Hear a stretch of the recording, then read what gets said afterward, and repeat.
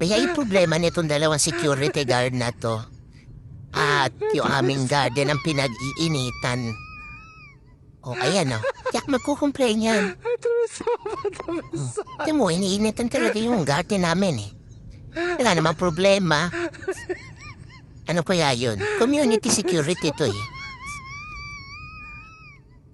Yan o, ako na naman ang pag-iinitan yan mamaya. Hindi nila kilala si Inday. Kaya wag nila akong susubukin. At nang makita nila yung gusto nilang mangyari sa buhay nila. Kung gusto pa nilang magkaroon ng lahi, wag ako yung awayin nila. O ay ano, sige.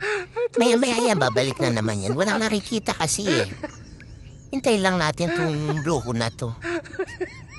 Wala namang problema sa garden namin. O kaya no, yan lang. Yun nga, nakaka-problema yan, nagpapagawa ng bahay. Kasi napupuno kami ng alikabok. Pero kami ikino-complain. Isang araw, sinita din ako kasi naglinis ako ng garden.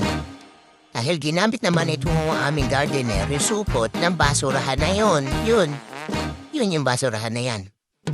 Hindi naman, ito naman kasing gardener namin, hindi naman yan nakakaintindi ng English. Hindi naman ako sanay mag-Arabo. Kaya, hintayin lang natin tong security na to. At ako naman yung uunahan na natin ang galit. Yun nga, di ba? Mga ka-times. Maraming salamat.